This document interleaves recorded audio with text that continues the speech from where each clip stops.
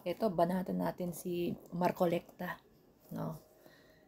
Dahil nga, ang lakas pa, talagang, ang lakas ng boses niya, ha? Nagpapag-grandstanding.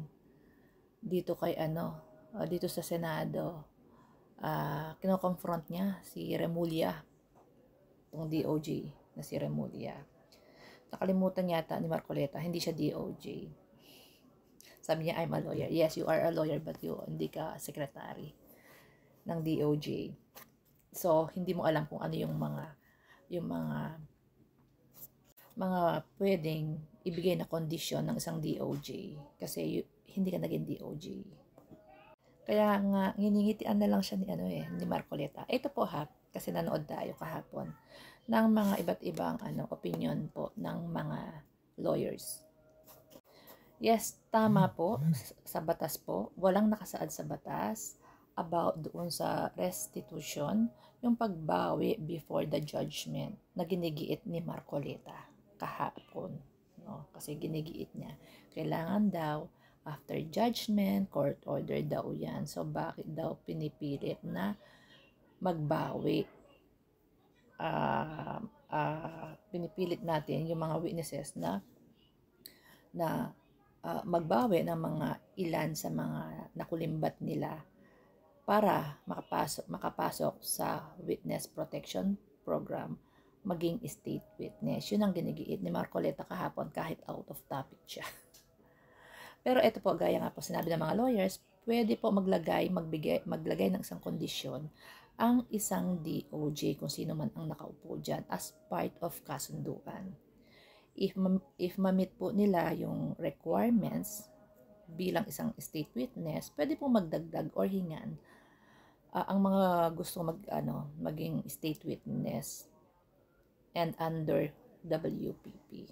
Magkakaroon po yan ng agreement, lalagdaan nila yan as part of commitment para makapasok nga po sa WPP. Kasi i-refer po yan ng DOJ sa court na hindi na po sila akusado dahil magiging state witness na po sila, di ba? Hindi po ano ba 'yung tawag doon? Imagine, nagnakaw ka na, bibigyan ka pa ng protection, hindi ka pa kakasuhan, magiging state witness ka, di ba? Bonggang-bongga. Tapos ayaw ni Marcoleta magbawi. So eto nga, kasi mahirap naman kasi, ninakawan ka na, tayo pa ang magbibigay ng protection, tayo pa ang gagastos para bigyan sila ng protection nang walang kapalit. O, diba? Isip po ha. Common sense na lang po yan. Para naman po kasi tayong ginago. Diba? And from the Diskaya, gusto po nilang maging state witness under WPP and willing po silang magbalik ng iilan, not buo. For now, mga iilang mga nakurakot nila. Willing sila hindi ko alam bakit ayaw ni Marcoleta. Example po natin, yung kay Bryce Hernandez. Meron siyang lawyer, ina-advise siya. Pinayuhan siya na mag-voluntary surrender ng mga ilan niya sasakyan, yung mga ilang nakurakot niya, for showing sincerity and cooperation, di ba? Sinceridad, ipakita yung sinceridad niya. So total, nag-aabogado naman siya kay sa mga Diskaya, but di niya rin payuhan, do the same thing, di ba? So bakit niya kinokontra na magbalik? Gusto niya after judgment pa.